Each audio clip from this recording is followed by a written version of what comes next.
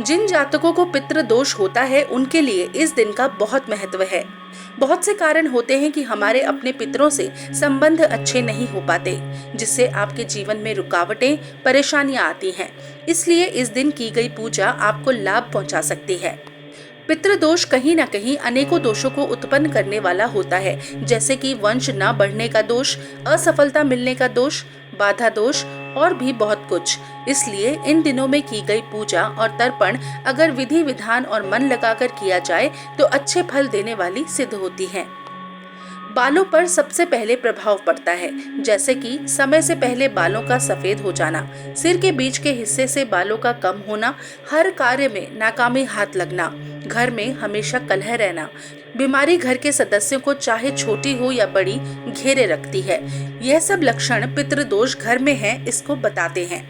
और अगर घर में पितृदोष है तो किसी भी सदस्य को सफलता आसानी से हाथ नहीं लगती।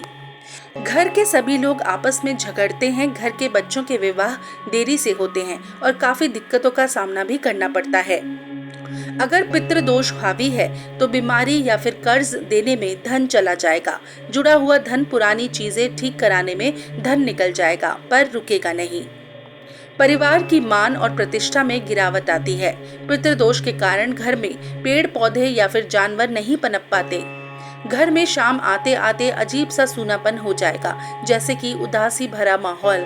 घर का कोई हिस्सा बनते बनते रह जाएगा या फिर बने हुए हिस्से में टूट फूट होगी, उस हिस्से में दरारें आ जाती हैं। घर का मुखिया बीमार रहता है, रसोई घर के आसपास वाली दीवारों में दरार आ जाती है।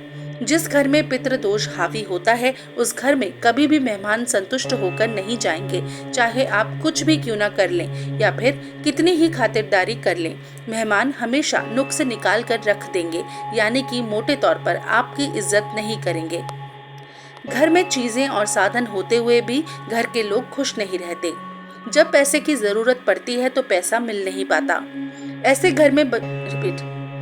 घर में बच्चों को उनकी नौकरी या फिर कारोबार में स्थायित्व लंबे समय बाद ही हो पाता है।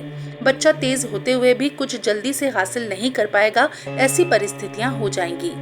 ऐसे घर के लोग जब एक दूसरे के साथ रहेंगे तो हमेशा कलेश करके रखेंगे, परंतु जैसे ही एक दूसरे से दूर जाएंगे तो प्रेम से बात करेंगे। जिस घर में जानवरों के साथ बुरा सुलूक किया जाता है उस घर में पितृदोष आना स्वाभाविक है।